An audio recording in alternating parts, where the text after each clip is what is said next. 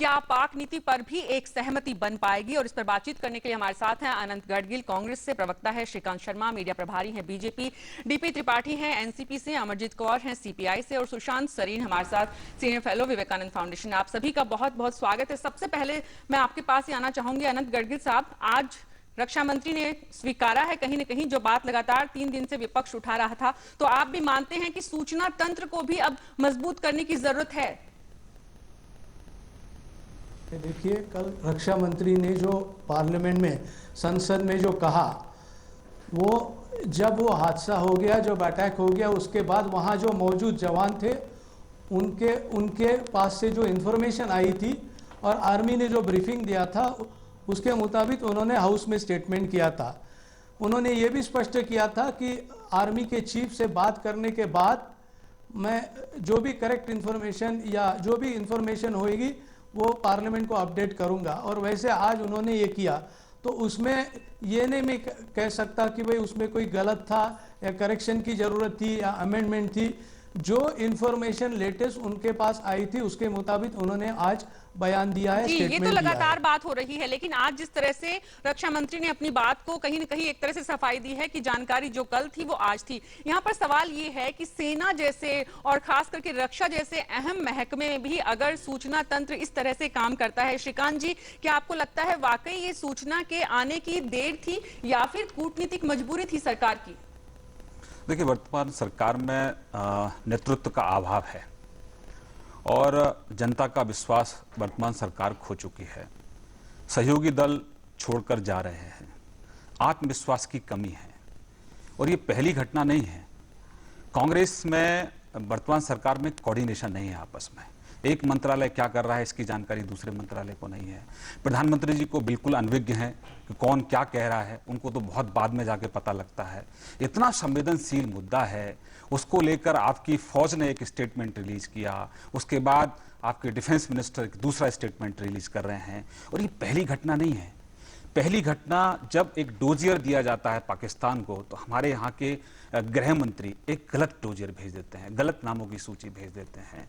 और जब विदेश मंत्री कहीं यूएन में जाते हैं तो दूसरे किसी अन्य देश का एक वक्तव्य पढ़ देते हैं।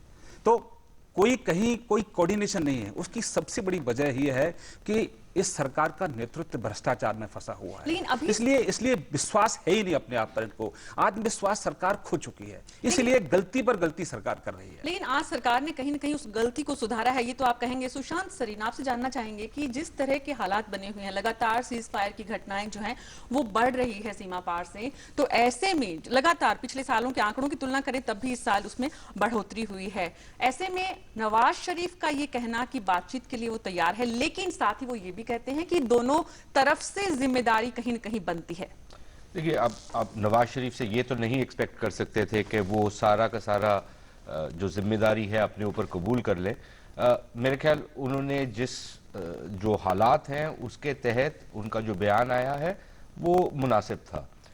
लेकिन अब मुद्दा यहाँ पर यह है कि जिस तरह से हमारे यहाँ पर एक कंफ्यूजन की स्थिति है या जिस तरह से बयान बदले जाते हैं और जो इंफॉर्मेशन आ रही है, ऑल्दो उसका खंडन कर दिया गया है प्राइम मिनिस्टर कार्यालय से, लेकिन जिस तरह के बयान आते हैं और जिस तरह का प्रधानमंत्री कार्यालय का इसमें वो माना जाता है कि वो मुलव्विस थे इस बयान को बदलने में, बेसिकली आप एक लाफिंग स्टॉक बनते हैं। एक एम्बैरेसमेंट होती है और एक डिप्रेशन होती है जो लोग देखते हैं कि सरकार में कोई क्लैरिटी नहीं है कि इस बात को कहां तक लेके जाना है, इसको टैकल कैसे करना है जी। ये एक अनफॉर्चुनेट एस्पेक्ट है इस सारे मुद्दे का जी। और सरकार इतनी, अगर ये कहें कि डिफेंसिव मूड में क्यों है पाकिस्तान के साथ, अगर इस तरह की घटना होती है? डीपी त्रिपाठी साहब, आपसे जानना चाहेंगे कि क्या रुख होना चाहिए इस पूरे घटनाक्रम के बाद? आज संसद में एक सहमति बनी है, लेकिन पाकिस्तान के साथ बातचीत आगे कैसे करनी है, नहीं करनी है, क्या नीति होनी चाहिए देश की? देखिए, 2-3 बातें हैं जो कही ही नहीं जा रही इन रिश्तों के बारे में। बड़ी महत्वपूर्ण बात यह है कि पाकिस्तान में जैसे कहा जाता था हमेशा विशेषज्ञों द्वारा कि अल्लाह, अमेरिका, आर्मी 3 चीजें चलाती हैं। पहली बार पाकिस्तान के इतिहास में यह हुआ है कि एक चुनी हुई सरकार ने 5 साल पूरी की और उस सरकार ने अपने विरोधियों को जेल में नहीं डाला, विरोध करने की आज़ादी। और उसी सरकार के माध्यम से एक अंतरिम सरकार बनके फेयर इलेक्शन के जरिए संक्रमण हुआ, ट्रांजिशन हुआ, दूसरी सरकार आ गई। जैसा अभी सरीन साहब ने कहा कि नवाज शरीफ का जो बयान है वो वाजिब है, मगर वो देर से आया है, जब घटना हुई तभी आना चाहिए। ये सब जो इस तरह की अमानवीय घटनाएं हैं उनकी निंदा सभी को करनी चाहिए, और खास तौर से एक लोकतांत्रिक सरकार को तो विशेष रूप से करनी चाहिए जी। तो, लेकिन अब जो आम सहमति संसद में बनी है, जिसमें मैं शरद यादव जी के बयान से सहमत हूं कि रक्षा मंत्री जी के इस वक्तव्य के बाद इस सवाल को समाप्त माना जाना चाहिए। सुशांत सरीन, आपके पास वापस आऊंगी क्योंकि नवाज शरीफ की चर्चा हो रही है कि उनका बयान पहले आना चाहिए था। यहाँ पर कहा यह भी जा रहा है कि जो कुछ हुआ उसमें कयानी की निश्चित रूप से भूमिका है। कयानी और नवाज शरीफ की दोनों की क्या ये माना जाए कि भारत को लेकर जिस तरह से बातचीत, बयानबाजी दी जाती है उसमें और कथनी और करनी में फर्क है, वो लगातार दिखता रहेगा आने वाले दिनों में भी जिस तरह से हालात हैं? पहली बात तो यह है कि नवाज शरीफ उमरा पे गए हुए थे सऊदी अरेबिया, और शायद वो कल या आज ही लौटे हैं, तो अगर उनका बयान आज आया है तो उसमें कोई बहुत ज्यादा देर नहीं हुई जी। दूसरी बात यह है कि ये जो कथनी और करनी में जो फर्क है, यही सबसे बड़ा भारत सरकार के लिए चैलेंज रहेगा। हमारे यहाँ पर यह माना जा रहा है कि हमारे को नवाज शरीफ के साथ या उसके हाथ मजबूत करने चाहिए ताकि वो फौज के खिलाफ अगर कोई स्टैंड लेना चाहे तो ले सके।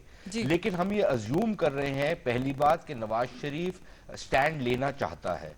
दूसरी बात यह है कि ये हमारे लिए भी एक ट्रैप है कि अगर हम एक पैरेलल ट्रैक पाकिस्तान को अलाउ करते हैं कि जहां पर हम एक तरफ तो अच्छी अच्छी मीठी मीठी बातें करें वहां की निर्वाचित सरकार के साथ, और दूसरी तरफ वहां की जो फौज है और जो उनके जिहादी टट्टू हैं वो आपके खिलाफ जो कार्रवाई है वो करते रहें, तो ये पैरेलल ट्रैक पे बात चल नहीं सकती। ऐसी स्थिति में शायद कहीं ना कहीं हमारी सेना भी कटघरे में खड़ी होती है, क्योंकि सेना ऐसी बातें कई बार आ चुकी है कि लाचारी में स्थिति में रहती है सेना, क्योंकि हमारे राजनीतिक काकाओं से उस तरह के आदेश नहीं मिलते हैं। लेकिन यहाँ पर अमरजीत कौर आपसे जानना चाहेंगे कि जो बात सरीन साहब ने उठाई है कि भारत का रुख कैसा होना चाहिए, कड़ा रुख होना चाहिए, उसको लेकर संसद में क्या सहमति बनती दिख रही है आने वाले दिनों में?